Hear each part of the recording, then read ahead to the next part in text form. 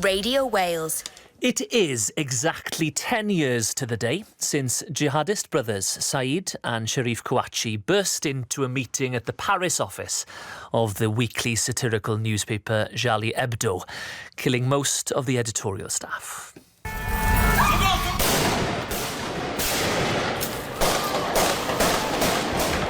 Terror in the heart of Paris. Masked and heavily armed, two men entered the building in the centre of the French capital late this morning and began firing.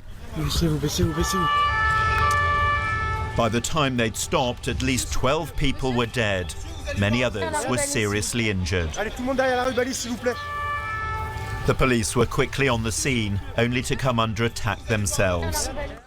That was part of a BBC report from 10 years ago. Now, the attack by the Paris-born brothers of Algerian descent was said to be revenge for Charlie Hebdo's decision to publish caricatures of the Prophet Muhammad, Islam's most revered figure, of course. Now, you might remember that led to the Je suis Charlie, I am Charlie movement in solidarity with the victims. Well, to mark the 10 years that have passed since that attack on the 7th of January 2015, Charlie Hebdo has put out a special issue, and we're going to discuss its impact now with Nabila Ramdani. She's a French-Algerian journalist based in Paris and author of Fixing France, How to Repair a Broken Republic. Good morning. Thank you very much for joining us. Good morning, James.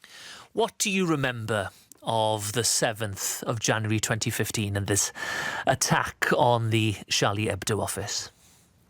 Well, I was based a few streets away when the Charlie Hebdo attack started in Paris on January the 7th, 2015. So I, of course, remember it all like yesterday.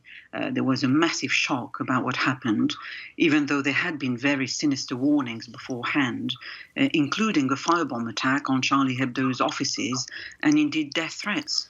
And as you said, effectively the gunmen who identified themselves as members of Al-Qaeda said they were taking revenge against Charlie Hebdo for blaspheming against the Prophet Muhammad, who is a revered prophet in the Muslim world.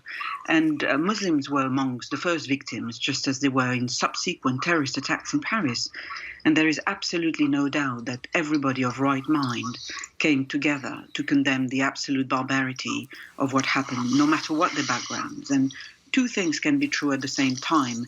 And in line with all civilized notions of free speech, it has always been perfectly acceptable to condemn terrorist atrocities while also describing a lot of Charlie Hebdo's output as not just unfunny, but also criminal. There were plenty of people who were incensed at the way much-loved figures, including the Prophet, were depicted in a series of cartoons as figures of ridicule, and indeed far worse.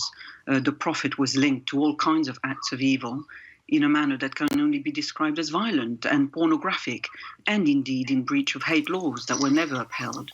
So there's no doubt that very ordinary Muslims, including poor immigrants from war-torn countries, were being demonized too, and in a way that subjected them to attack.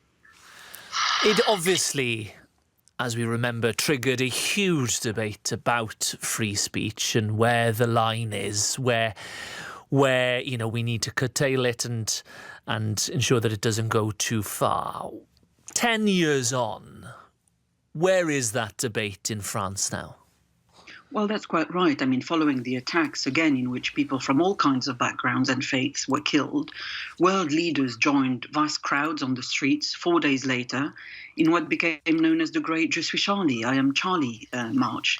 And everybody joined hands to celebrate the French Republic's core ideals of liberty, equality and fraternity. And most of all, the message offered to those watching from every part of the globe was that free speech mattered and that it would be protected eternally.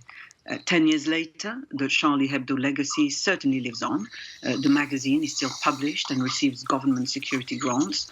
But the collective response we all witnessed in 2015 has by no means stood firm. On the contrary, many argue that the attacks highlighted deep divisions in French society that still haven't been resolved, and cracks in an alleged nationwide Je suis Charlie solidarity appeared straight away when even school children were punished for not observing a minute's silence for the victims. And this was seen as extremely hypocritical for, those who wanted to question the free speech myth were not just denied an opinion, but actively demonized. So there is a perception that it's fine to demonize Islam, but no, not other faiths. And this is pretty unfortunate in a country which has the largest Muslim community in Western Europe, about 6 million people. What about the broader debate in French society about how it deals with Islam, given that there are some quite strict laws in place on wearing the hijab, for example, other restrictions as well? What's it like as a Muslim to be living in France? Well, there is no doubt that the Je suis Charlie slogan was manipulated for political reasons, and this is something that we need to pull away from. There was a steep rise in attacks against Muslims.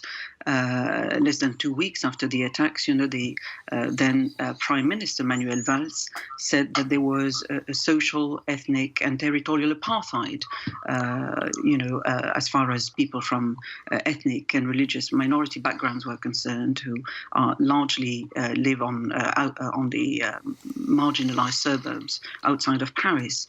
And I think it's therefore highly significant that families of the deceased have asked for today's ceremonies to be non-political and indeed dignified. And President Emmanuel Macron himself, who will lead commemorations outside the old Charlie Hebdo offices in the east of the French capital before midday today, he also called for the event to focus on appalling crimes rather than debate the ins and outs of satire or indeed free speech, so as to avoid stoking up hatred and indeed divisions. And the commemorations will include the laying of wreaths, a minute's silence, and the singing of the French national anthem. But as I said at the time, and I will say it again here, you can absolutely condemn vile terrorist atrocities while also suggesting that spreading hatred against ethnic and religious minorities is neither desirable nor just. Thank you so much for joining us. That is Nabila Ramdani, a French-Algerian journalist based in Paris, just reflecting on the 10 years since that attack on the Charlie Hebdo satirical newspaper magazine office in Paris, with many of the editorial staff killed. 10 years since that attack.